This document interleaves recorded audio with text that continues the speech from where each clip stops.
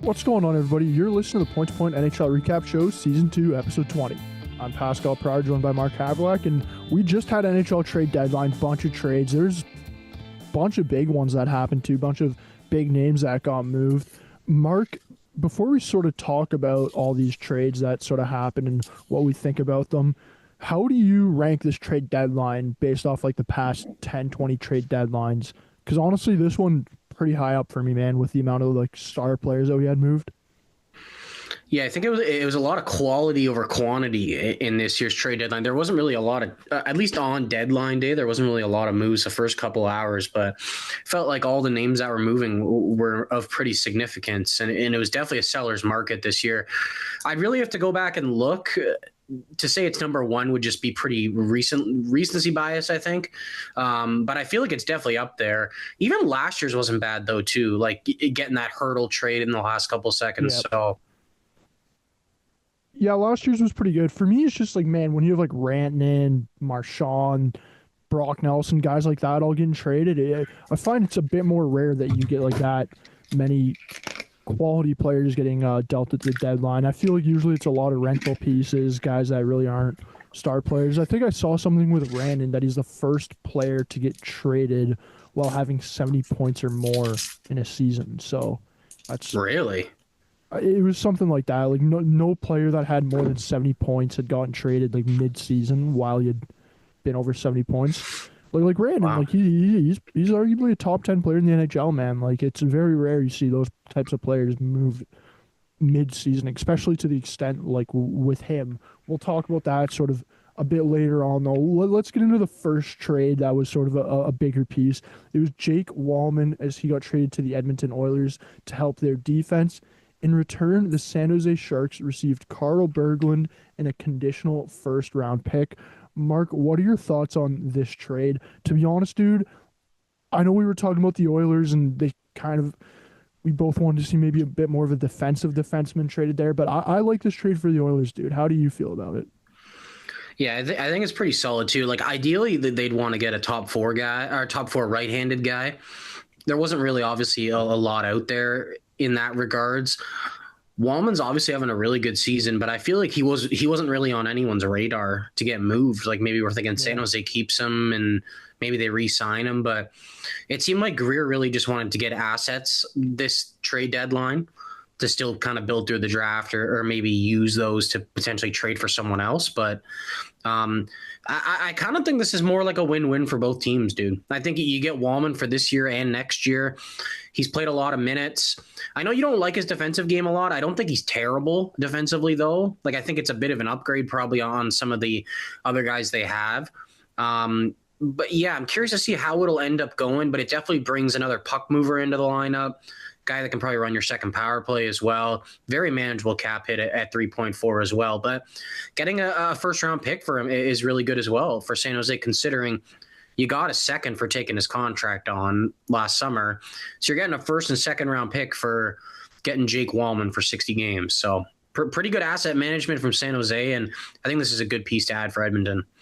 Yeah, I'm with you with the whole San Jose aspect. It's great asset management. The one thing we've seen from Greer really in his tenure in San Jose is, man, like he is very good at bringing on contracts, players that maybe sort of need more of an opportunity and then flipping that into something else, right? Like he's done that with Walman. He's done that with Granlund now, right? Like he's been phenomenal at that so far in San Jose. I love the move for San Jose. You're getting a first-round pick back to continue to sort of build through this rebuild. And then on Edmonton's side, like, yeah, I agree with you, man. Like, he's not the best, most defensive defenseman player in the NHL. But the thing I love is that Edmonton's bringing in a puck mover, right? Like, when you have Connor McDavid, Leon Draisaitl, those guys up on your forward group, you need guys to be getting them the puck. And sometimes the best way to not allow goals is being able to have clean breakouts, right? Like Jake Walman being a pretty good puck mover, he's going to be able to get the puck up to those forwards, have some nice clean breakouts, and that's going to help with Edmonton's defensive game. Maybe not in the traditional way where it's a guy that's coming in, blocking shots, land big hits, even though he had a couple big hits there in that Dallas game, to be honest. But I like it for Edmonton. As you said, he's going to be able to run their second power play. Like, I think you can argue that he's probably the best or the second best puck mover on this Oilers defensive end now. No, like, would you? I'd probably have Probably Ekholm's decent at moving the puck, but I mean, especially for a real defensive guy. But I think Walman is probably looking at their second best puck mover right now, 100%. It's very similar to what Ken Hughes did with Sean Monahan, getting assets for him, flipping him when his value's high. So, because you never know with a guy like Jake Walman, right? It might next year it might not look so good, and if San Jose holds on to him, they might not be looking at getting a first round pick for him, right? So. Yeah, and the other thing too that I sort of noticed about this trade deadline was typically like previous trade deadlines, it's mostly guys that are pending UFAs that are getting traded. Where we did see that this trade deadline, but there was also a lot of guys that still had a year or 2 years left remaining on their deal that got traded, and I sort of found that interesting because I feel like we're sort of starting to see teams sort of lean that way where it's like we'd rather give up a tiny bit more and have the guy for that extra season or extra 2 seasons instead of the pure rental like we've sort of seen for the past 20, 30 years or so. Yeah. Let's talk about another Western team. It's the Colorado Avalanche. They got one of the better players on the market in Brock Nelson, and they got him 50% retained. They also got William Dufour as part of the deal. They sent out a first-round pick, a conditional third round, Callum Ritchie, and Oliver Shillington back to the New York Islanders. Shillington was flipped pretty much immediately to the Anaheim Ducks for future considerations. What are your thoughts on the Brock Nelson deal here?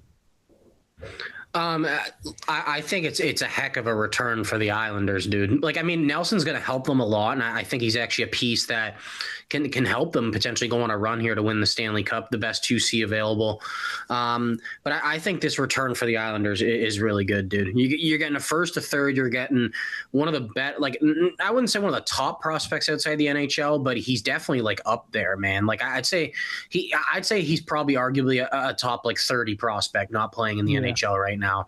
A guy who I think is probably a guaranteed top 6 forward, and can be pushing to be like a really good 2C on a cup contending team. I'm kind of surprised it took that much, but I mean, it was also a seller's market this year, right? Like, I don't know. I thought that Lou was going to hold on to him. Apparently he was really interested in going to Colorado, and apparently he has a partial no trade clause. He wasn't willing to go to Winnipeg, eh? I mean, we were talking about how that'd be a perfect spot for him. He didn't want to go there, apparently. He was also, did you see that he was also offered like a 3-year deal like a couple hours before he was traded? Like, Lou was trying to sign him, man. Like, I honestly don't believe that Lou wanted to do this. I think his preference was to re-sign him. But I don't know if Brock just wants to go win a cup. Maybe he'll go back. Like, you know what I mean? But he was offered 3. I think he was 3 by 5.75 or something. And I was like, honestly, I feel like he could even get more, like on a 3-year deal in free agency. So he ends up getting traded there, dude. I honestly, it's another deal. Well, I really like it for both teams. If we're giving it grades, I'd be giving a higher grade to the Islanders, just because you got a first and Callum Ritchie, who I honestly believe that is going to be stepping in the NHL next year. I thought he had a decent chance of sticking around with the Avs after that 9-game sample earlier this year. But I honestly, I really like this move from an Islander standpoint. I shit on Lou a lot because honestly, he doesn't make a lot of moves. He doesn't make a lot of the right decisions. But this was the right decision at this standpoint, and he got a hell of a return. Yeah, I'm with you, dude. I think the Islanders hit a home run on this trade, dude. Like, you're getting a first-round pick. You're getting Callum Rich, and as you mentioned, like, I think, yeah, he probably is a top 30 prospect. The thing I like about him is he's a bigger forward too, so he can also play a bit more of a physical role, right? And you know, Lou's gonna love that about his game.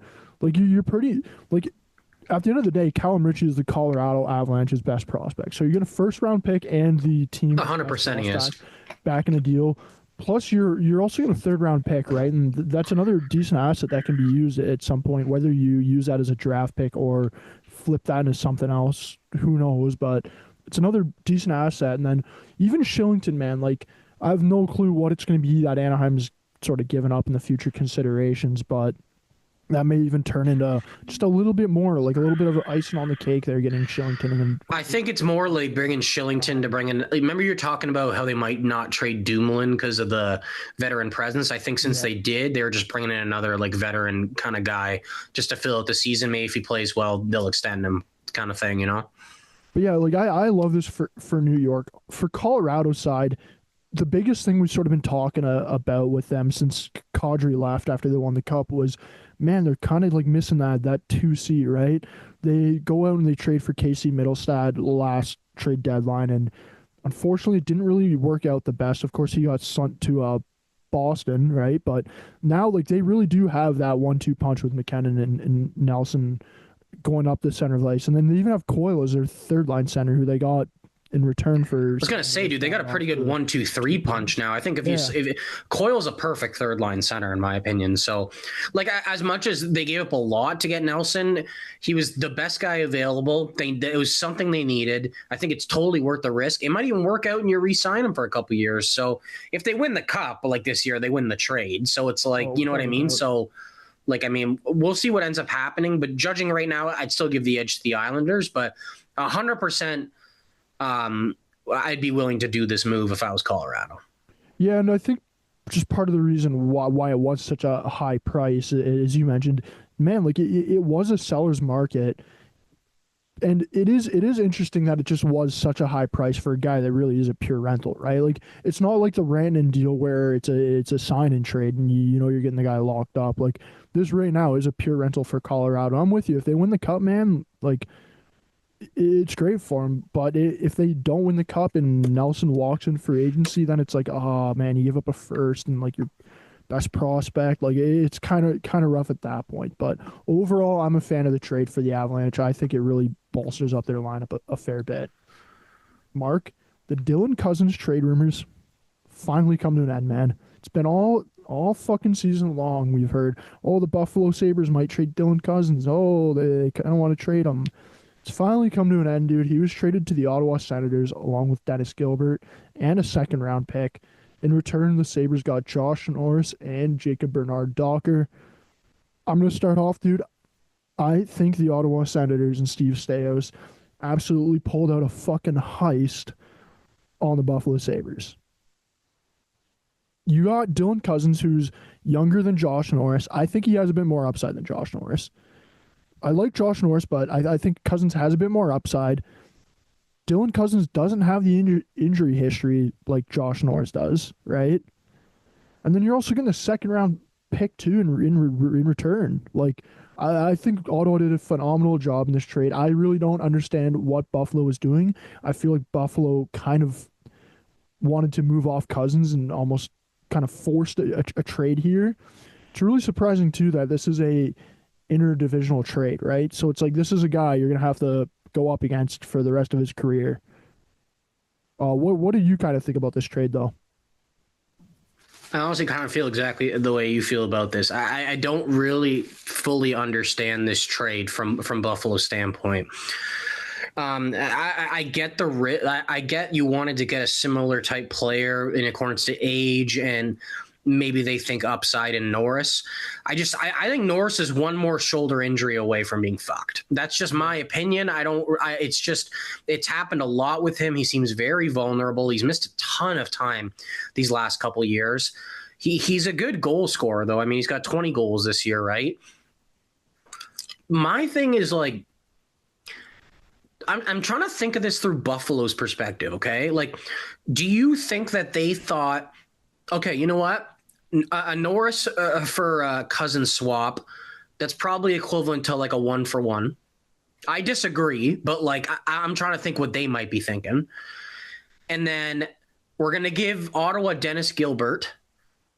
They're giving us Jacob Bernard-Docker, and we're going to give them a second. So did they think that Gilbert was kind of a throw-in, and then they should give a second-round pick to get Bernard-Docker? Do you think that's what they thought? I think that's probably kind of what they were thinking because Bernard-Docker. I think that's insanity. He is a young right-handed shot defenseman. Okay, yes, I agree, but dude, he's also 24. He's never even like been in the lineup for a full NHL season. Dude, he's getting fucking scratched. Nothing against the guy, Nicholas Matin-Paulo, that Finnish kid playing on Finland. He's playing good. Dude, he's losing his spot to the lineup over him. Like, You're trading a second for a guy who's not even – it's not like – okay, it's not like he's on New Jersey and he's fighting for a spot with fucking Dougie Hamilton, Pesci, and Kovacevic here. Dude, it's fucking Matt and Paulo, and then they got Zub and Jensen, who are solid, but Do you get what I'm saying? Like, you gave up a second round pick for a guy who I don't really think should have been a first round pick in the first place. And like, he's barely even proved he's a consistent NHL defenseman throughout the entire season, dude. Like, I'm just trying to think that I guess that's what they think. Like, because there's no way they think that that Norris has a lot more value than Cozens. Like, there's no way they fucking think that. I honestly think that Cozens is the best player in this deal, man. Like Norris, if he can stay healthy, may turn out to be the best player in this deal. But like, dude, the guy hasn't played over 66 games in his career, man. He's played 56 games, 66, 50, and then this year he's played 55, right? So he's And the problem is too is you know what the thing with him is that his best attribute's probably a shot. And the thing is, it's like now that his shoulder's kind of fucked, it's like he can't even really utilize his best attribute. yeah. And like Buffalo already has a lot of those guys too that are kind of shoot first players, right? Like you got Paterka there, you got Quinn, you got Tage Thompson, of course. Like I think they even would have been better off going for a centerman that's maybe a bit more of a true playmaker, right? Like somebody to set up Tage and those snipers on the wings. Like I really don't understand what Buffalo is doing here, man. I absolutely feel this was completely forced. Like I feel like they felt like they had to move off of Dylan Cozens for whatever reason, and they sort of forced the trade here. Like you're telling me there wasn't better options out there for Dylan Cozens, or even I don't know, like wait till the off season and see what you can do at the draft, dude. Like, Well, the thing is, it's like I don't really like as much as I don't love the Norris part of it, like he's not a bad player. Like and no. like the thing is, it's like he's arguably a top 6 player. It's just that I don't know. If I was trading, if the deal was circulated for me around Norris and Cozens, I'd be thinking like Ottawa's got to give up Norris and like a second or someone else just to get Cozens. Yeah, I wouldn't be thinking that Bernard Docker's going and then Buffalo's also sending a second. Like I don't really get that logic at all. It doesn't make any sense to me. And so we've kind of touched on Buffalo's side here. How do you like it for Ottawa though in their sort of Dude, push? I think they found their future second line center. Yeah. I think that he plays that bulldog type game along with having some skill, right? And I think that Brady Tkachuk's gonna like just sucker him into the fight every night. Like, bro, he was great last night against Detroit. Dude, he had 9 hits his first game. Like I don't know. I think he's just gonna be a really effective player. I honestly think he's gonna like. I honestly, even if I don't think he stayed in Buffalo, but I still think he can get to like 70 points a year. Yeah. The way this power play is going to be for the next like 5 years, like having Timmy Stew, you have Brady, of course, you have Sanderson and Shabbat back there. Dude, I think Cousins is going to flourish as an Ottawa center, man. Like Yeah. he looked good last night. As you mentioned, like having that 1-2 punch there of Timmy Stew and Dylan Cozens, that's going to be massive for the Ottawa Senators in this loaded Atlantic division. Dude, I love the trade for them. I think they nailed it on the head. The other thing too that you kind of got to consider is like how much is the Ottawa teammates love Josh Norris, right? Like that was a guy that was really loved in the locker room. Him and Brady had a super close connection. We kind of saw Brady was tearing up a little bit there when he was asked by the media about how he felt with Josh Norris getting dealt, right? Like, dude, give Cozens like a full year to really play, get along with those guys, start being a presence in the locker room, and right, like he's looked this good so early on. It's like give him 40 games, man, to get used to those guys and have those guys be able to get used to them and used to the fact that like he is a guy that came in and replaced Josh Norris, right? And And honestly, for that team, dude, it's going to be nothing but a positive and a high if they end up getting in. yeah. Right. And he's part of the answer right away. You know what I mean? So honestly, dude, I don't even think it's going to take that long. I think he's going to be settled in there fine. Yeah, I love the trade, man. And I hope Ottawa makes the playoffs with him. Let's talk about the biggest trade of the day. It's the Mikko Rantanen trade. Dallas Stars, they got the best available player in Rantanen.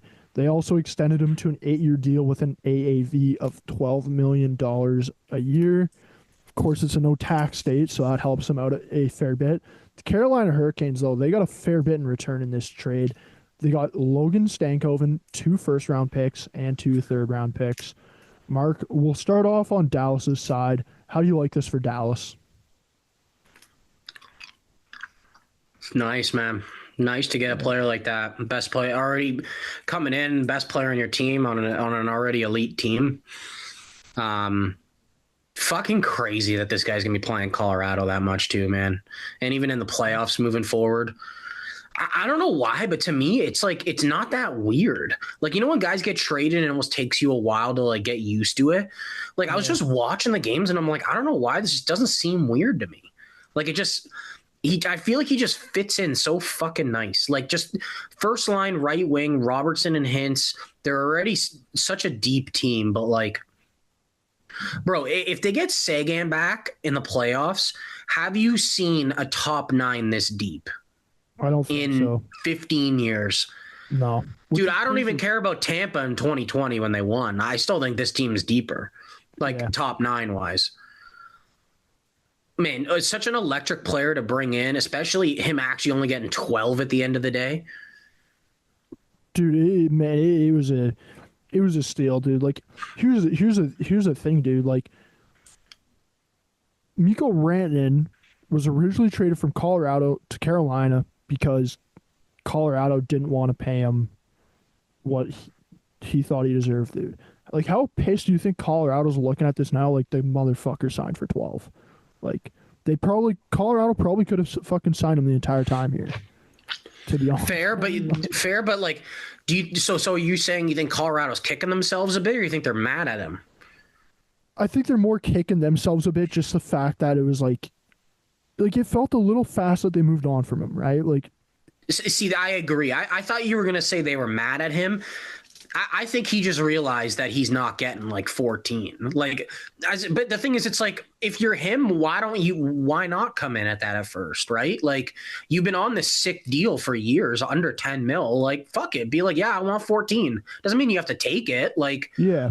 And maybe this negotiation was going on longer than we thought and it was going nowhere, but I kind of agree, man. And people are saying like Rantanen's selfish and shit. Okay, he technically turned down some money because Carolina offered him more, but to be fair, like, if you look at the tax situation and shit, like, he still would be making more in Dallas. Like, apparently he turned down, Carolina offered him McKinnon's deal, 12-6.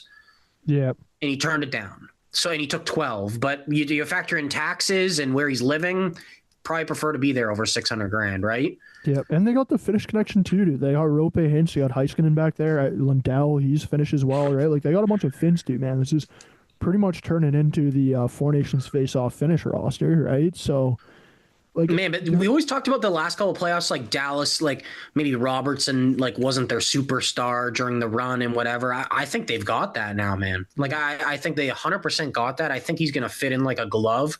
I think he's going to be a consistent 100-point producer probably throughout most of this contract still. And this is a huge pickup, dude. But it's also like they gave up a ton, dude. Okay, in the moment, I was like, what the fuck is Carolina doing? But honestly, man, if you look at their asset management throughout all of this, it's actually like pretty good. Dude, I could not agree with you anymore, bro. Like, so I think about the end of the day, they traded, if you even take Rantanen out of the equation, like, they traded Natchez, Drury, a second, a fourth, for Logan Stankoven, Taylor Hall, 2 first-round picks, and 2 third-round picks. Yep. Okay, you're getting a bit worse right now by Natchez to Logan Stankoven. I'm going to be honest with you, dude. Is it crazy to think that I think like Logan Stankoven can become Martin Natchez one day? Yeah, I think like a bit different players, but I think like he could potentially become a point per game player. Yeah, without a doubt, I think he could be. Like the thing is, it's like they're both fast, but like, I mean, Stankoven's more of a bulldog kind of, and Natchez has probably got some more skill, but it's like, dude, to get Stankoven, like, that's a hell of a young player, dude. Yep. Who's going to get even more opportunity in Carolina. And you know what I was thinking too, man? He came in he's been a center his whole life. And he gets to Dallas. They've got so many fucking centers that he's not getting a chance. Is he their future 2C? I would imagine you'll host Stankoven. because he's been playing wing all year, but he's a centerman. Yeah. So it's like now he's in a different spot. I don't. I never even really like it. Never really clicked in my head. Like maybe not right away. Like maybe he'll play wing now and be a center eventually. But he could be their future like top six center, man. Yeah, and having Aho and Stankoven for the next couple of years as your 1-2 C, if you can manage that, like that's a And they still have an incredible young core. Yep, like Jarvis is young, Sheshnikov's still young. They still got some decent prospects too. Well, Like, and the questions are there's no more questions about the Nikishin anymore. He's coming. yeah, He's signing after the season. So like that's another guy, right? Who honestly might be their best prospect. and then the other thing too is you also open up cap space too there, right? So it's like who knows maybe what they try doing in the off season, what they can maybe try to sort of bring in there. But Did you hear the Eric Tulsky's like press conference about it? Did you see it? dude, I gotta be honest, man. I fucking I have so much I have so much respect for that guy, dude. Did you hear the conference though? I heard most of it basically where he was saying like, look, like we took a risk here. The guy Yeah, didn't want to dude, sign with us. I can't lie to you. People are like online are ripping the shit out of him and shit. And I'm like, man, we're fucking talking about times there's not enough parity in this league. This guy walked in as a first year GM and did probably one of the most ballsiest moves I've ever seen. And okay, if you think at the end of the day he didn't win this trade or this whole sequence of trades, that's fine. But you can't tell me for 1 second that he didn't get decent value back at all. And honestly, he made the moves. His owner was in on it too. He's the most active owner in the NHL, dude. You don't think he was sitting in that fucking room with him when he's like trying to get Rantanen and trade Rantanen? He knows everything that's fucking going on, man. He as much as Tulsky makes these moves, this guy's got final say on everything, right? So, like, I don't know, man. I like what Tulsky did a lot.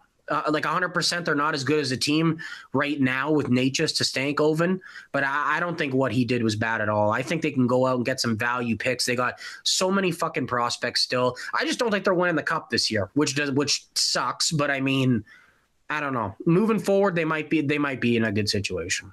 Yeah, like man, maybe they did get a little bit worse this year, but look at what he did do. Like as you said earlier, he essentially flipped Nishas for Stankoven, 2 firsts and 2/3. Like, yeah. How is that not good asset management, dude? The guy took a gamble bringing in Rantanen. What's the biggest fucking thing we've been saying about the Carolina Hurricanes for the past? They don't have 5 years? superstars. They don't have a superstar. He took a gamble bringing him in. Hopefully we can re-sign him. Look, dude, if Rantanen goes to him and says, "Hey, like, look, like I'm not re-signing here. There's there's no chance of me re-signing here." That's not on Tulsky, dude. He can't force Rantanen to resign there. All he can do at that point is try to recoup his assets. And honestly, he recouped his assets plus, dude. He got more back in the deal for Rantanen than what he gave up for when he brought Rantanen over from Colorado, dude. Which is another reason to be honest why if I'm Colorado, I'm sitting there pissed off. Like you're Colorado, Rantanen gets dealt from Carolina to Dallas for more than what Colorado got in the original deal. And then the other thing, too, is he's coming back in your division now. It's like, fuck, man, we traded this guy out of the division. We thought we got a good return. Now Carolina's getting a better return, and they're sending him back to our division to a team that we might be playing in the first round of the playoffs. Like Colorado's. My thing, too, is like for people that are saying, okay, Carolina put them in a not in a good situation to win this year. I agree, but I have 2 questions for those people.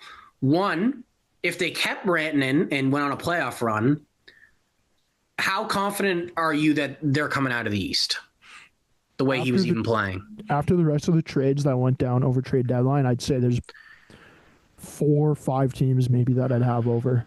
And my second question would be, if none of this ever happened and the Carolina still had Martin Natchez right now, how confident would you be of them coming out of the East? Same thing. That's exactly my point then. I'm not really that confident that they're going to win the cup at either fucking way. So it's like, I don't know. Like I kind of get people ripping because they did get worse, but they didn't set themselves up for failure in the future here or anything. They didn't keep Rantanen and then lose him for nothing in the summer after trading Natchez for him. So I don't know. I think it was a smart move getting rid of him, to be honest. They got good value for him. You live and you learn. I got one question for you though, and I don't know if this is kind of jumping the gun here. I was talking to one of my buddies about it. Do you think that this proves the way it worked out for Rantanen in Carolina, that a legitimate superstar may not be able to work in Carolina's system the way they play? Or do you think that's a little bit premature saying that with just one guy coming in here? I think it's a little bit premature, dude. It's because it's one. And I don't mean like McDavid. I mean like, you know what I mean? Like or McKinnon. It's kind of like, I don't know, someone more near Rantanen stature kind of thing. Like even like Kucherov. Like I don't know. Like would he be different? See, for me, dude, it's one guy that came in, and the other thing too is like the guy that came in, his world got flipped upside down, man. Like, you know, shell shocked he probably was originally, and it's like, so he gets traded. He gets what, like 10 games or so. Then you got the Four Nations face off, so you have a break there, right? Like, this is a guy that got traded, had the world flipped upside down on him, and then never really got time to sort of adjust and get used to it, right? It's like if he didn't even spend much time in Carolina, like at all. Like if you're doing this trade over the offseason, like where the guy has training camp and the full sort of off season to really like adjust to the fact that he's playing in Carolina and moving, and then maybe it's a bit different of an outcome. But having it happen mid-season and then having that Four Nations face-off break there, I really just don't think that all the circumstances, like it just really didn't work out for Carolina that well, having all the sort of things to juggle around there. Let's talk about the most surprising deal of trade deadline day. This one I don't really think anybody saw coming. It was the Boston Bruins trading their captain, Brad Marchand, to the Florida Panthers with 50% retention. In return, they got a second-round pick. It does become a first-round pick if Florida wins 2 rounds of the Stanley Cup playoffs and Marchand plays in 50% of the team's postseason games. Mark, I know when this trade happened, dude, I think you were sleeping because I was watching the Sportsnet trade deadline. And there's like it ends, they go to commercial break, they come back from commercial break, and they're like, yeah, of course we're still gonna have deals sort of coming through, which we all know, like there's deals that come through past the deadline just because it's so clogged up. But like I don't think anybody was expecting the Brad Marchand, and especially to Florida. Like it's a division rival they're trading him to, the division rival that ended Boston's Cinderella, not Cinderella story, but amazing story where they could have won the cup and had the best NHL season ever. Like, what a shocker. What do you think about it, though? Bro, I can't believe it, man. Like, I'm still in fucking shock. Like, I don't know. I just have so many questions, bro. Like, it's just like, why Florida, bro? Like why? Like, that's such a kick in the ass to your fucking, like, your team and like your fan base, man. Like, I get it, but it's just like, it's not like they're the only team that can win the cup. Like, yeah, it's I don't know, man. Like, I just like it's good for him, I guess. Like, he's gonna get a chance to win, but it's like, bro, it's like I don't know if I don't even know if you can bring him back to Boston after that if he wanted to come back. Like, it's just like, I don't like. Do you agree with me or no? Like, yeah, the whole thing was he was going out west, and then it's like he's going to Florida. Like, fuck. Well, dude, so like I don't know if you knew how this was all, like how it all played down, but watching the trade deadline live, Vegas sent out a tweet like right before the trade deadline, basically saying hi, we're still here, something like that, right? So originally, dude, we all thought it was Vegas he was going to get traded to, man. And then they go to Elliot Friedman, and he says Carolina, and we're all like, wait, what the fuck? Or not Carolina, he says Florida, and we're like, wait, what?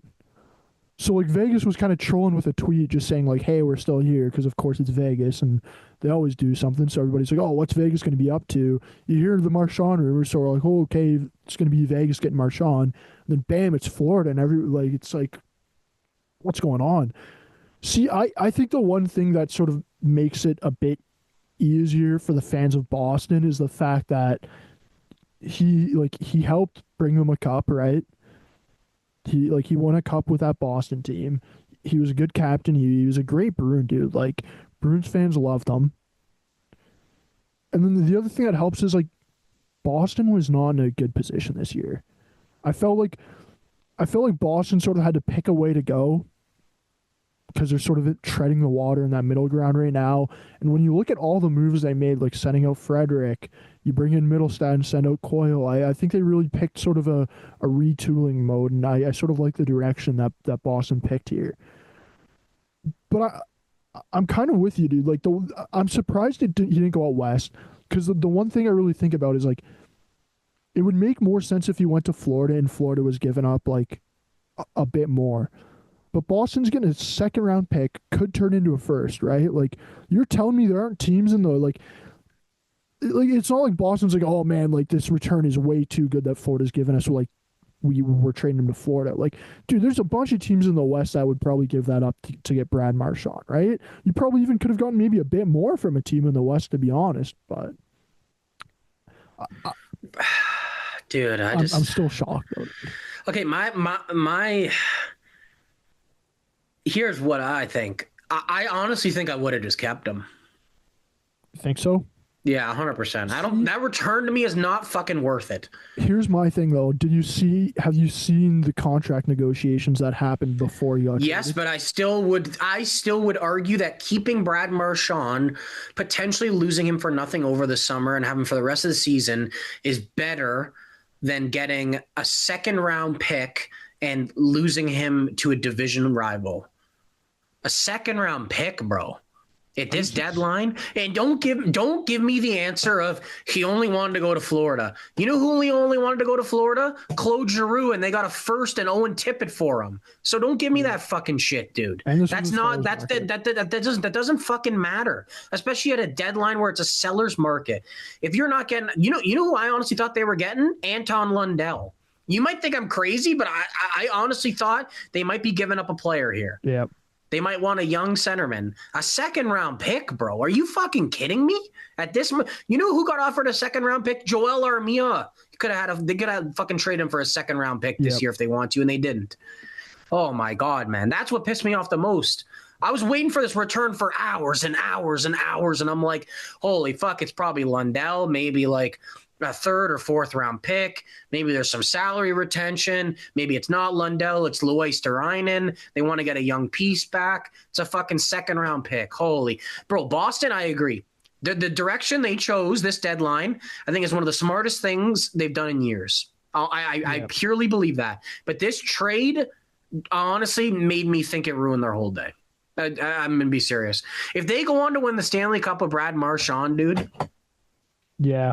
Oh yeah, I think the other thing too, I think that helps out Marchand here with like having Boston people not absolutely hate him is that, like, look, like you have the whole contract thing with Swayman over the offseason, right, and doesn't look well for the Bruins management. Now you have this trade. You hear that the Bruins management, like, he's your captain, dude. Like, how do you try to fuck him and lowball him on the contract offer, right? Yeah, that's the other thing I'm saying. That's, I think, the first problem here. Yeah. Like, I think that if you're literally not willing to compromise with $1 million when you're already selling anyway and you're not like committed to some of these contracts anymore, it's like, just give him the fucking extra $1 million, dude. Like I don't know. I don't really fault Marchand in this, besides the fact that I think he kicked him in the dick by going to Florida.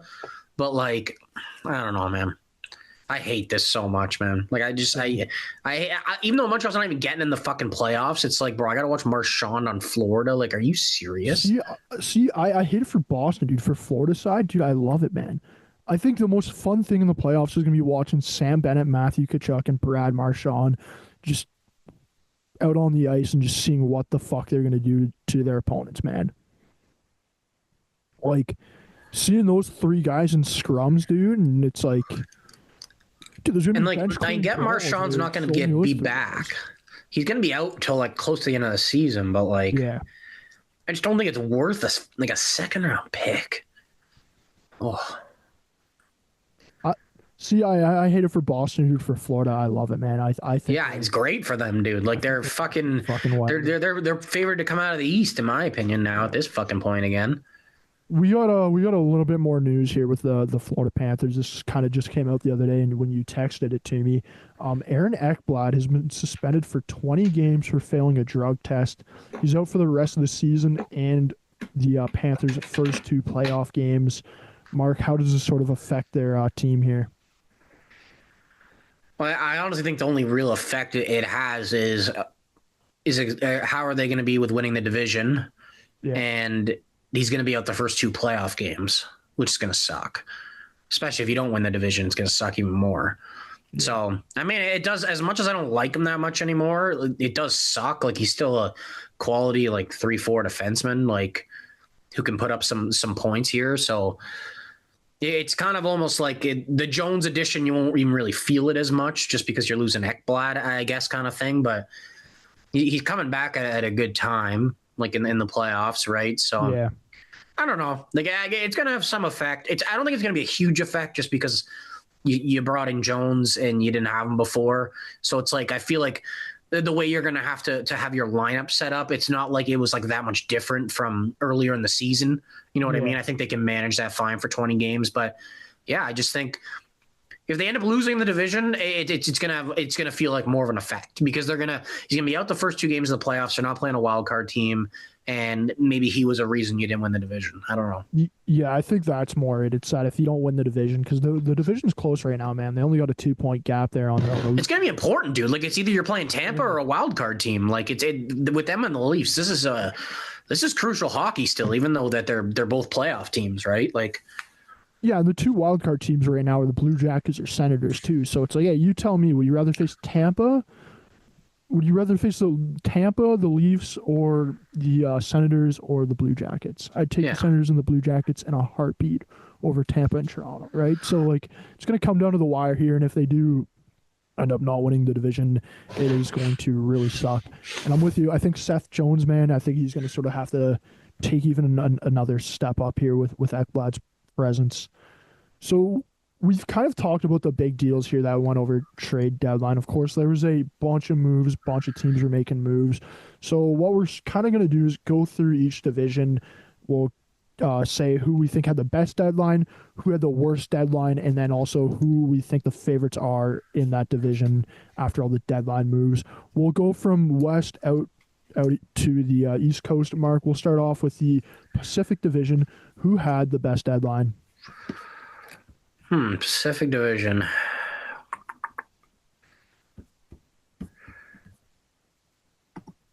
And like, do you mean like, can I also choose a team that's also like a non-playoff team, like so like maybe they set them up well for the future? If you want to choose San Jose because of their asset management, go with San Jose.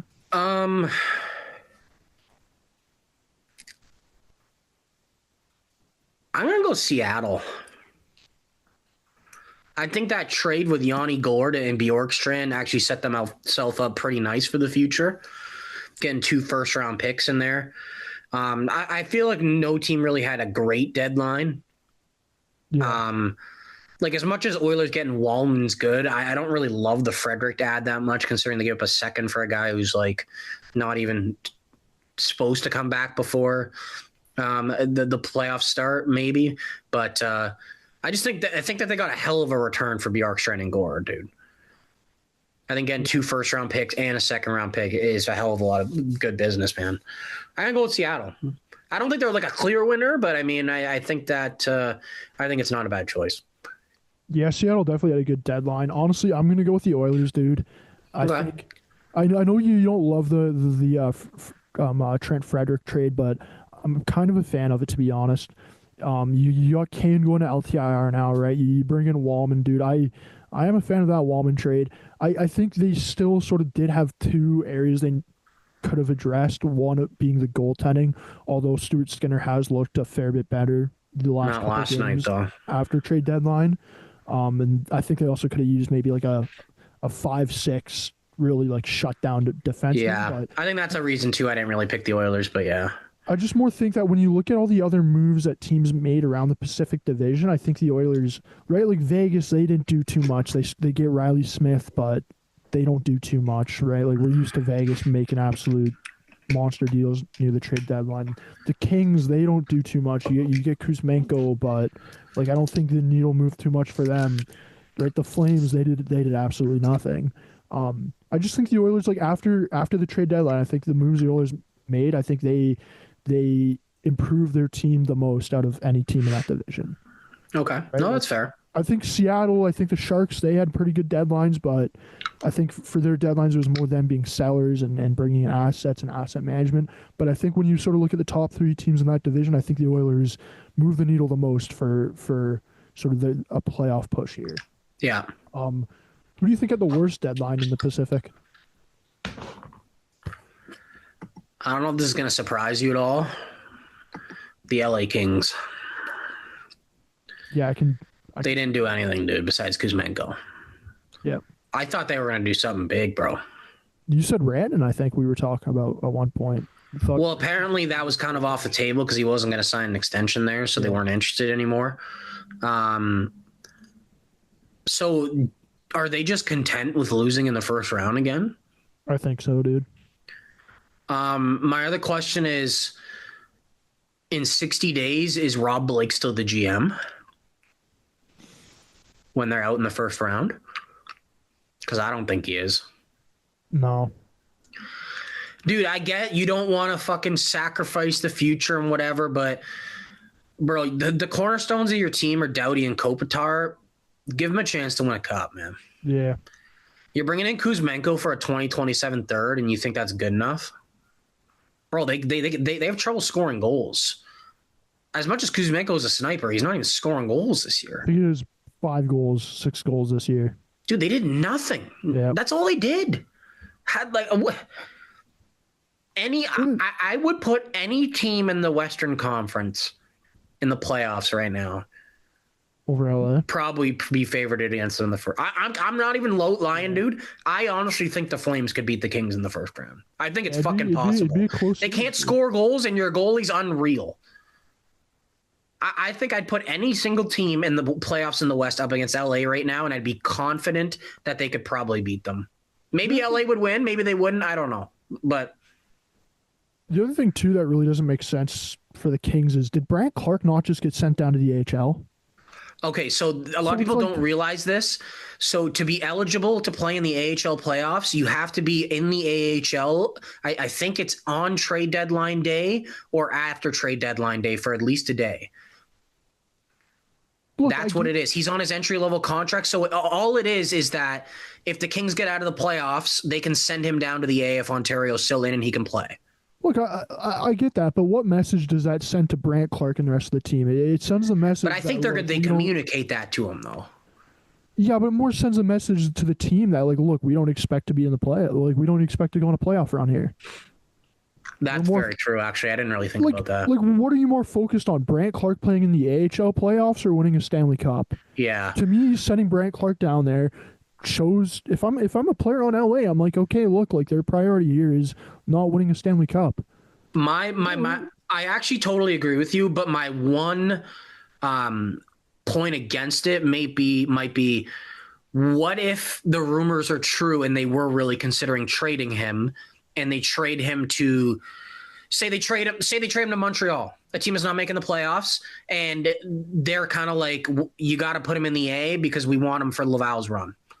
Look, I understand that, but like they didn't trade him though, man. If they traded him and they brought in a better piece on Kuzmenko to make the team better, then like I'm fine with that. But it's like, okay, you're keeping him, and you're keeping a young prospect who has a decent amount of trade value.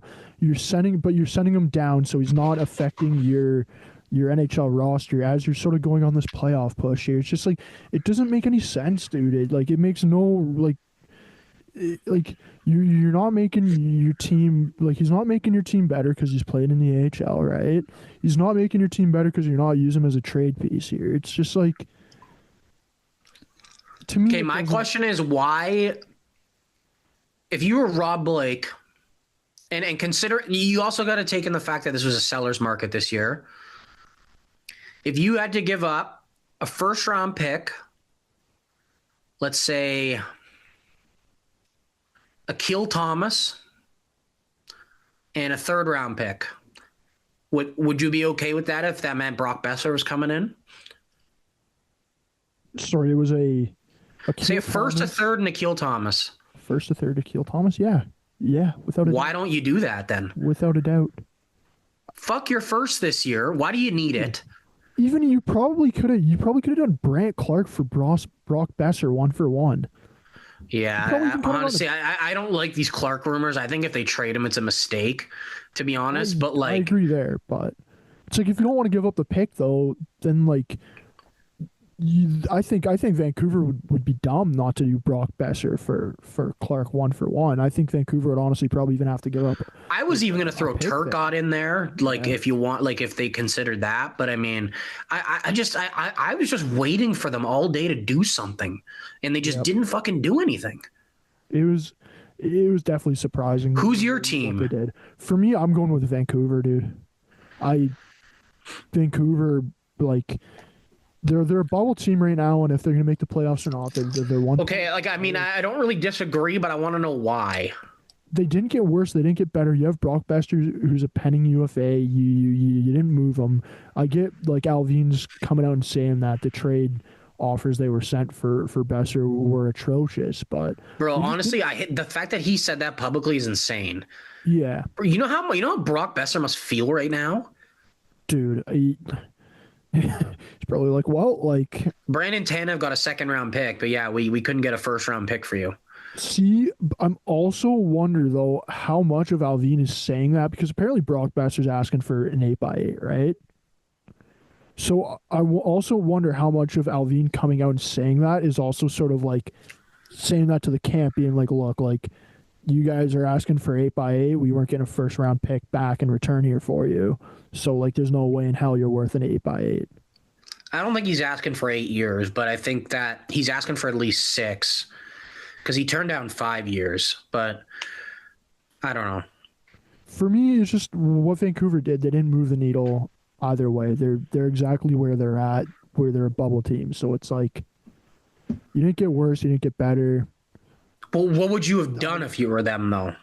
If I was them, I sort of would have tried to sell a couple pieces and sort of go into not a rebuild, but sort of a retooling, right? Like you still have sort of some cornerstone pieces. Yeah, Elias Pettersson has really not been great this year, but he's still a good player. He still has a lot of upside when he's producing at the level that he can produce, right? Like Yeah, like all they really did on deadline day was sell Susie to the Rangers. But it's just like I would have liked to see him maybe get a couple picks back and be able to maybe flip those in the offseason, right? Like we look at Washington and what they did offseason. Like I think Vancouver's a team that they probably could have sold off some assets here, gone some picks back, and then maybe you're not using those picks, but at least you're able to turn those into some players over the offseason and sort of do a retooling, right? Where now it's like Vancouver over the offseason, I really don't feel like they got a whole lot they'll be able to do.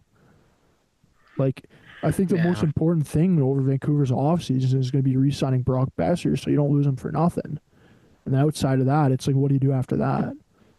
And then when you even look as far as going into next year for him, it's like going into next year for him, like, do we really think they're going to be not in a similar position they are right now? Like I think they'll. I mean, I think they're just gonna like if this is the roster they're kind of sticking with, or maybe moving out pieces for kind of similar value pieces. It's a roster that's not terrible, bad enough that you're not that you're in the basement, but you're not really going to be competing for a Stanley Cup either, right? So and it's kind of not a great situation to be in ideally. But the thing is with them, dude, that you've seen that they're not afraid to make moves. So if they keep seeing this mediocrity, maybe by this point next season, maybe they do start to sell the farm, right? But I think their goal ideally is to try to resolve this instead of having to go into a rebuild mode. But I don't really think it's the right decision.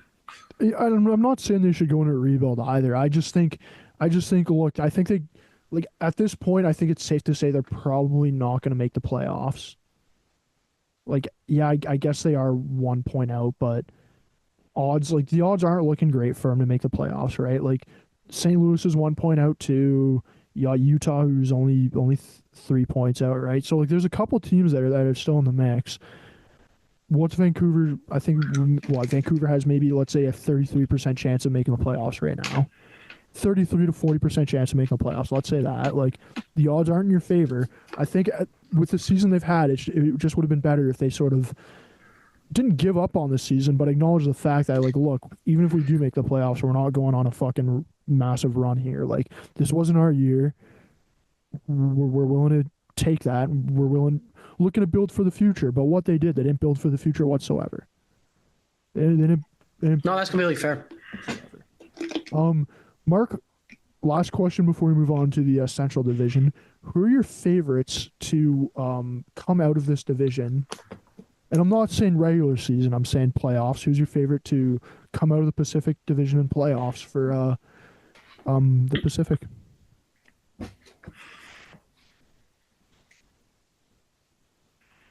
I'm going to go Vegas. It's not really the strongest division in the West anyway, but I honestly could see a point where it's two central teams in the conference finals. But yeah. But I don't know. I'm gonna go with Vegas. I'm not feeling it with Edmonton this year, dude. I'm just I don't know. It's the goaltending, bro. That's what's. I just don't see them going far with the way they're playing. See, I still gotta go with the Oilers, dude. You got the two best players in that division. I think what they added, they added a great puck mover in the back end in Walman. You add Frederick, who's a big body, throwing the body around. Even Walman, right? Like he'll throw the body around, dude. We saw him lay that hit on Rantanen in the Dallas game. I think Edmonton got. I think they got better. I think they got a bit more physical. And the other thing too is like I'm interested to see what Evander Kane's going to be when he comes back because he was put on LTIR, right? So he's not coming back until the playoffs. But I want it'll be interesting to see where he fits in that lineup when he comes back and to see how healthy he is. I am with you, dude. The goaltending, it does scare me a bit, but if you have McDavid and Draisaitl and you can score 4 or 5 goals a game in the playoffs and get the save when you need it from Stuart Skinner, sort of like they did last year, I think Edmonton could make a little bit of noise coming out of that division. No, that's completely fair. Okay, let's move on to the Central. This was a division that it was really them in the Atlantic that made all the moves pretty much in trade deadline. Mark, who had the best trade deadline in the Central? Man, I think you got to go with the team who got the best player in Dallas, man. I think they're already a cup favorite. It made them even more of a favorite. I honestly think they're the entire favorite in the NHL right now to win the Stanley Cup. Colorado obviously had a really good deadline as well. But I'm going to go with Dallas. Yeah, for me, like Colorado, Dallas, and the Jets are all so close there, dude. I gotta go with you though, and say Dallas. Like they brought in the best player, on the market. It's hard not to say they were the winner in this division for trade deadline. On the other side, who had the worst trade deadline in this division? Ooh, the worst.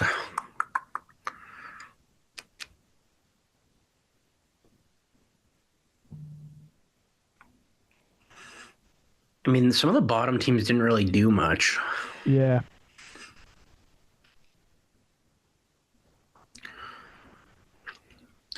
I don't know. Is it a stretch to say the Jets? Considering they didn't really fill like a pretty pressing need in a 2C. Yeah, for me it's between. They kind of overpaid for Luke Schenn and Tanev. Like, dude, they brought in Brandon Tanev and Luke Schenn at the deadline and traded 2 second-round picks on a 4th. Yeah. For a 4th liner and probably a number 6 defenseman. For me, the only reason I find it hard to say the Jets is just because they're already in such a good position, dude, with the regular season they've been having. I agree, but they probably went from a good chance to actually coming out of this division to they're probably the 3rd best team in this division now, in my opinion. Yeah, that's on paper for sure. I think they're probably the 3rd best division. It's just like I also wonder how much of it with the Jets though is that they look at like they were kind of looking at what they have, and it's like, do we really want to bring in a big player and have him get adjusted and sort of wreck what we have going on, right? Like we talk about like we've been talking about Rantanen to Carolina, right? Like it didn't work out and it kind of wrecked a little bit like what they had going on there. Like, do they really want to bring in a Braden Shen and sort of have that happen where it doesn't work out and you? Okay, my question is more: do you see them getting by Colorado and Dallas? See, I think In the they only have playoffs. to. I think it'll be hard, but they'll only have to get by one, right? Because right now Dallas and Colorado are going to play each other in the first round. Like, I mean, that's fair. Unless I, the standings do change with Minnesota, I kind of doubt it. But and that series is going to be like a tough series, right? So the Jets who are going to be able to play most likely the Flames there, right? Like the Jets are probably going to be a bit more rested coming out of that series. It's not going to be as demanding there. Like I still could see a scenario where the Jets do come out of this division, dude. Like you have Hellebuck, man. I think like, maybe, I think they're winning the division the regular season. yeah. But I mean, I don't know. I'm not that. I think they're pretty outmatched in the playoffs now, man. Like I think that in every position, like Colorado, it's going to be McKinnon versus Scheifele, and then what? Nelson versus either Nemesnikov or Adam Lowry. Yeah. And then in Dallas, it's Hintz and Wyatt Johnson, or you can throw Duchesne in there. You can throw Or Granlund in Swayman if he there. comes back. Like, I don't know. Like, I mean, I don't think that they're going to get killed or anything. If they played either one of those teams, like, I don't think they're the favorite to win the series at all at That's this point. I just think that like, I like Adam Lowry a lot, but it's like, I much prefer him as my third line center. yeah, I think the big thing they needed was the to fill that 2C hole. Um I It's also tough for the Jets too with them like the whole no move clauses, no trade lists, right? Because it's like I wonder. Like you said earlier when we were talking about Brock Nelson, he no go the like going to Winnipeg, right? So it's like I wonder how many sort of moves Winnipeg tried to make where it ended up just the player was like, nope, I'm not willing to go there, which is kind of tough for them in the market they're in, I think right? I honestly, from the start, would have just tried to push hard for Dylan Cozens. Dylan Cousins, yeah, Be a go after a player you player could that acquire has that doesn't no, have team control. yeah. Try to get maybe Perfetti going the other way because they wanted to make like a hockey trade, But I don't know. I just don't like. They're a great team still, but this is a great division, man. It's gonna be hard for them to come out of it. I think Yeah.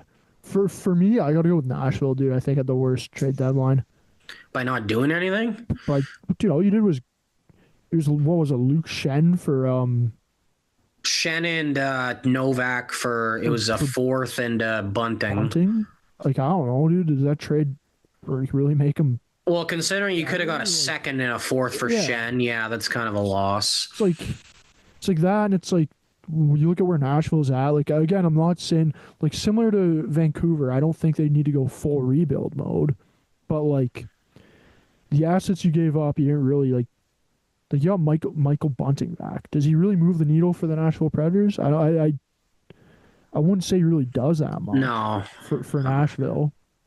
I just think like man, I would have preferred to get a second round pick back for Luke Shen instead of Michael Bunting, because then you can do something with that in the summer, man. Like I just yeah, think that's true. I just think Nashville not doing anything just didn't really help them out that much for a team that sort of needs to go through a retooling here over the offseason. No, that's fair. Mark, who's your favorites after the deadline? Dallas? Yeah, 100% Dallas. Yeah, I think I gotta go with Dallas on that too, man. It's so close between those top three, but I just think Dallas, like you have the goaltending, you have the good defense. Yeah, maybe there's a little bit of a question mark is who's your number four there, right? Like Labushkin, CC, Dumba Well, there. there's also a question mark in But Colorado too because Manson hasn't really been that good. yeah, So but I still think Dallas just up on forward. They have so much star power. They're so deep, dude. It's hard not to have them as the favorites. Let's go over to the Metro division. Mark, who had the best deadline in the Metro?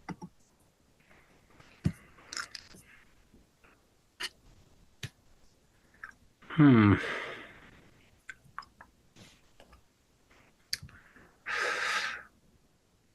Honestly, it was just the one trade, but probably the Islanders, man. You think so? I I'd probably like I don't know. see. I might get ripped for this, man, but I gotta go with Carolina, dude. Yeah, they did make their team worse, but I just think the asset management there was so well for the the position they were in. I think Carolina sort of made out the best there. No, that's fair. I did kind of consider them, to be honest. But I love the return Lou got for Brock Nelson. I Yeah. think it was a hell of a fucking return. But I, yeah, I mean, like you said, like a lot of teams didn't do like a lot. no, So Washington brought in Beauvillier for a second, right? Like they got a little bit more deep on the forward group, but like they didn't do a shit ton. Um, New Jersey brought in Dumoulin, right? Like they got a little bit better, but they didn't do a lot, right? Like I don't know, the Metro was pretty quiet outside of Carolina and the Islanders there. I think both teams did really well though. Um, yeah, 100%. who do you have as the sort of worst team after trade deadline? Like who did the worst of the Yeah, deadline? yeah, who did the worst?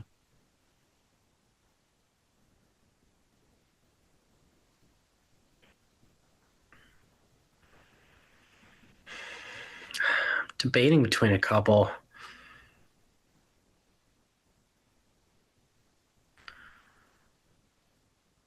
It's a bit harder, man. Just Man, because I there's don't so little fucking like. news, dude. Okay, this is my mentality. I don't think Pittsburgh had a bad deadline No, for what for the asset management they did in the position they're in. Philly really didn't do anything besides Kuzmenko. But what do you really expect them to do? Like what were they really gonna? What else are they really gonna do? see if you count the Fairby Morgan Frost trade as like part of the trade deadline, which is like, yeah, I I get it just think happened it's a too month far ago, out to but consider yeah, it. Like I'm not considering JT Miller with the Rangers. Like I just think it's yeah, honestly I'm more thinking like deadline week, like the week. that's fair. Like I'm starting with like the Seth Jones Nyquist trades. That's kind of where Yeah, I'm starting here. I don't know. It's like the Islanders they did good in that trade. They could have sold Paul Mary as well. They didn't. They want to re-sign him. The Rangers they did minor work to kind of retool. The Blue Jackets only did Luke Kunin, which I don't think they really need to do much more anyway. You may as well not. Honestly, this might be a hot take. I'm going to say Washington for not getting a third line center. that's fair. That's fair, man. I don't really fully understand the Beauvillier trade. I'm still trying to wrap Yeah, my head around it. I don't get it. Why not use yeah, that second to get a center? Why do you need Beauvillier? You're about to sign Ryan Leonard, and he's going to play in the yeah. playoffs. What the fuck do you need Beauvillier for? Kind of with you on that, dude. That Washington maybe had the Like worst, it especially. bumps Hendricks Lapierre out of the lineup. You get Beauvillier in. Okay, it's an upgrade, but Ryan Leonard's going to be ready for the playoffs. I don't think you Yeah, needed to spend a second round pick on Anthony Beauvillier when New Jersey picked up Daniel Sprong for a seventh. You could have just yeah, brought him in. Who gives a shit? It's secondary scoring. Like I don't know. I never understood that trade, but they also didn't do anything else, right? And I don't think they needed to do much, but I think that they could have went and got a third line center. yeah. I'm with you on that, dude. I think probably Washington. When you look at, like as you said, when you look at the teams there, like none of them really had like a terrible trade deadline. It's just most of them didn't make too many moves. But yeah, Washington, they probably And should have also like New addressed it. Jersey, it was like they went out and got Dumoulin. They replaced Siegenthaler's out. Like Jack Hughes out all seasons, just That's fucking them, right? that's the thing with them. Like what are they really going to do? They don't have a first this year. Like I don't think it was worth them trading their first next year. Like I think with them, it's just kind of see how it goes the rest of the year, and Yeah, they're still in a good spot where I think they can be fine next year and like have their best player back. yeah. That's the thing with them is you lost your generational player, and it's like, are you going to sell the farm for a playoff push where you're not going to have your best player? Like, fuck no, right? Um, Mark, who's your favorites coming out of this division? I'm still, even though I didn't like the deadline, I'm still going with Washington. I really like Washington this year, dude. I think that like a lot of people think they're just going to fall off, but I think from the back end in net, like everyone's kind of contributed on that team. And I honestly, dude, I think Ryan Leonard is going to be like somewhat of a Massive. difference maker in the playoffs, like being like a third line right winger or something. Dude, I think having Leonard for the Capitals in the playoffs could be like when Makar got called up for Colorado. I think that's a bit Maybe, excessive, but maybe, like I mean, maybe, yeah. Well, maybe not to I that mean, like point, but it's because also like he's a playoff type player, yeah, right? So I think that's like their real deadline like move, kind of without it actually being one. You know what I mean? But I don't know. I like him a lot. This team is continuing to just be good. You yeah. almost think that it's like, when are they going to fall off and like lose 5 in a row and whatever? And it's just not happening. They're bought into this system. And honestly, dude, I think Carberry deserves the Jack Adams. I honestly think he should win it. I think he's probably locked it up by now, dude, to be honest. Not just because I bet him, but yeah. Moving on to the last division, it's the Atlantic's. Similar to the Central Division in the Western Conference and the Eastern Conference, the Atlantic was really the division that was absolutely loading up on trade deadline week. Mark, who had the best trade deadline? A lot of teams had pretty good deadlines in this division, bro. Yeah, I think I'm going to go with Florida, though. I think that they got the most impact with the bringing in a top four, debatably first pairing defenseman, bringing in a Brad Marchand type player, and you're giving up at the end of the day a first, a second, Spencer Knight. I think that they just set themselves up to be the favorite to come out of the East once again. But man, the top four teams in this division had a pretty good deadline. Like the Leafs have made some pretty good ads. I would love the Bjorkstrand and Yanni Gord ad for Tampa. We talked already about Ottawa. Yeah, I'm going to give it to Florida, but I mean, I think that most of the teams in this division had a pretty good deadline. yeah, I'm with you, dude. I like what Florida did a lot. Just to not keep it exactly the same here, I'm gonna go with the Ottawa Senators, dude, and what they did. We've already talked about bringing in Dylan Cozens, but dude, they also brought in Zetterlund, man, which is like a great third line Okay, I player. kind of wanted to talk about this when we were on the Pacific. I think that trade is the most confusing trade of the deadline from San Jose's perspective. Yeah, I almost wanted to give San Jose like an A for this deadline until they made this trade. I don't get it. yeah. It honestly, is this crazy to say? It honestly makes them go from winning that Timo Meier trade to losing the Timo Meier trade. Because I don't think Timo Meier's really blossomed in New Jersey. I don't really think that he's been the player that he once was. And Zetterlund's been pretty consistent with San Jose. He also like verbally said that he likes it there and he's excited to play with the young players. Like he's on pace to score 20 goals again. Dude, have you seen that guy lift, bro? No, I haven't. You haven't seen the clip? He deadlifted 665 pounds in the offseason, dude. Jesus. Like he's a bull. Like it was a one rep, like max. But like I don't understand this trade. He's making $1.5 million. He's under team control. Why are you trading this guy? I know we're talking about the Sharks, but I just don't get it. This move for Ottawa was like an A plus. Yeah. Bro, they gave up a Stapchuk, another prospect in a second. So ideally, they got Dylan Cozens for Josh Norris and Bernard Docker. Yeah. Dude, like the other thing with Zetterlund too is like he's 25, man. Like he still has some upside.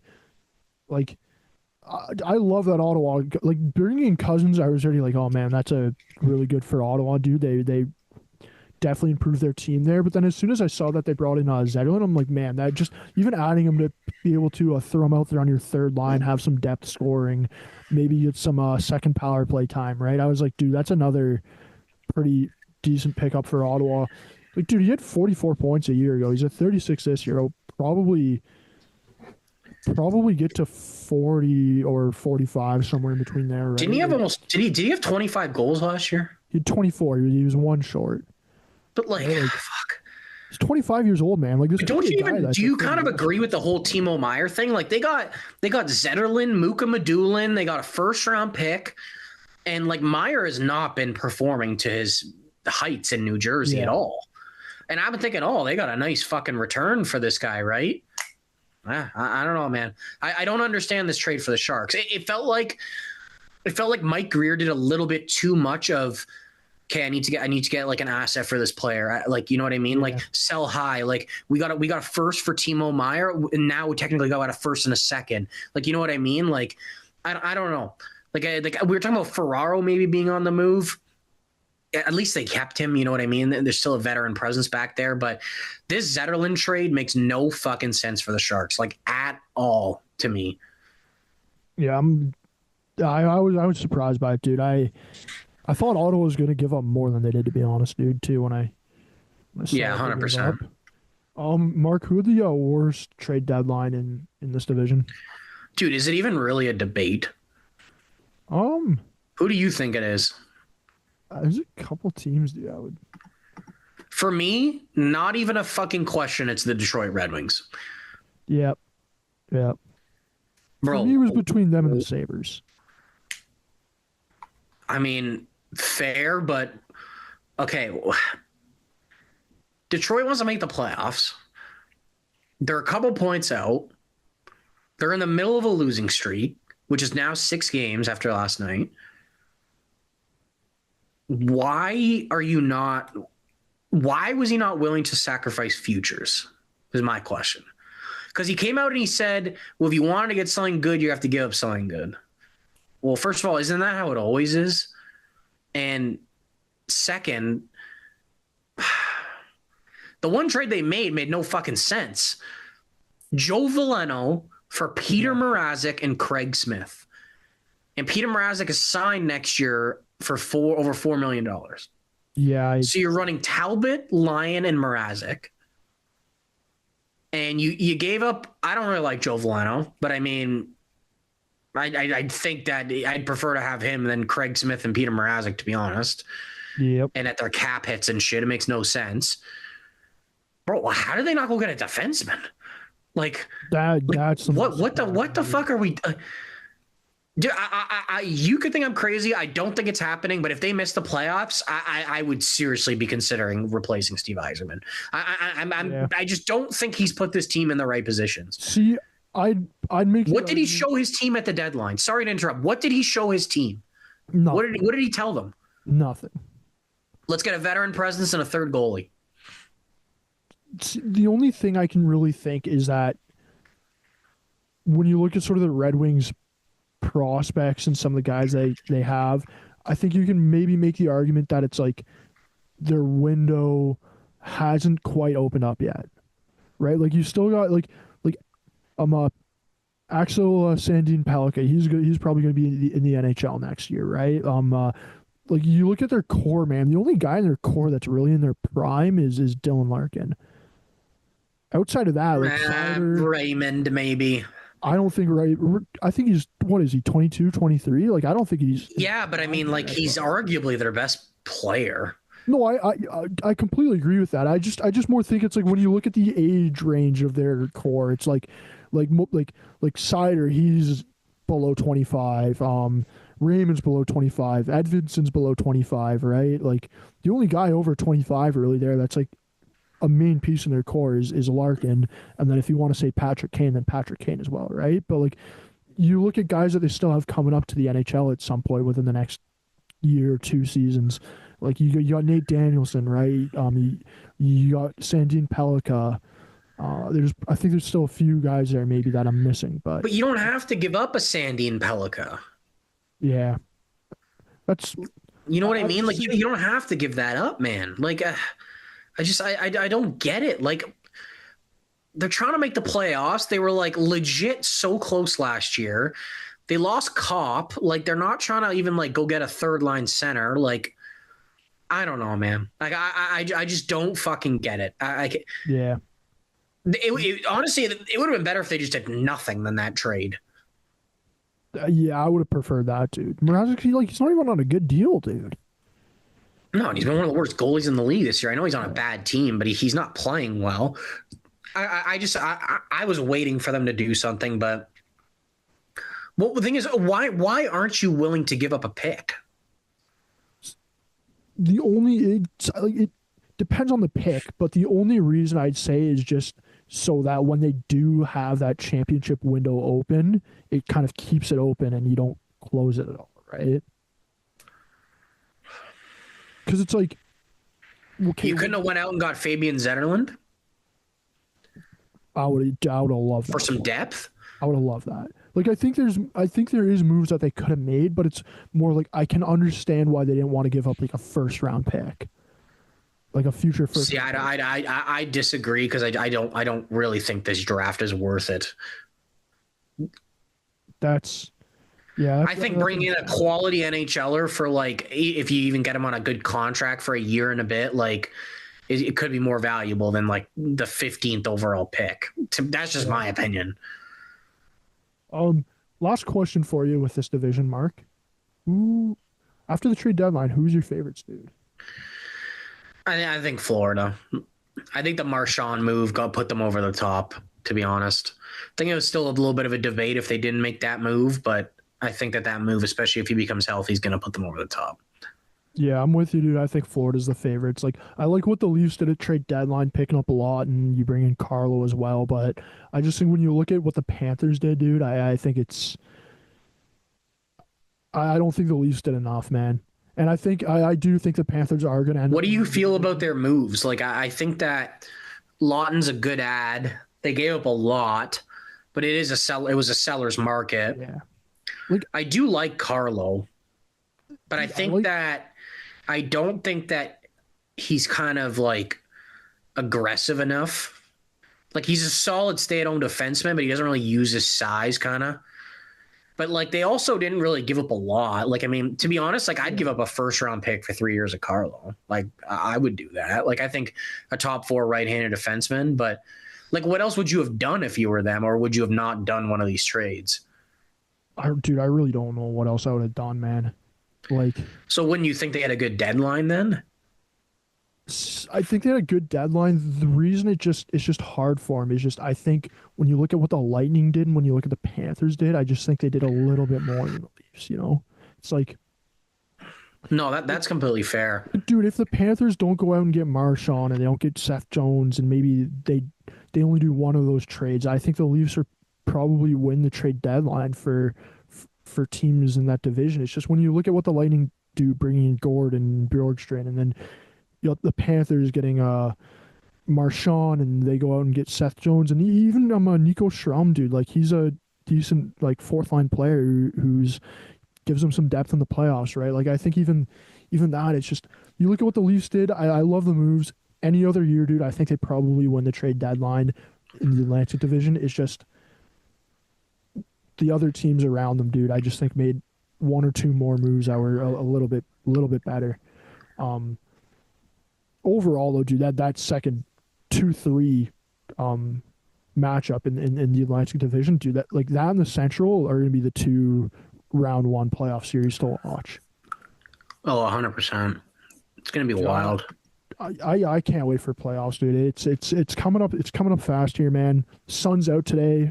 I think it's like 6 degrees. You know we're getting close to playoff time when you got the shorts on going into work. So I can't wait for playoffs, and of course we'll be going through recording every week up until then and during playoffs. But for everybody tuning in this week, thanks for tuning in, and we'll be back next week.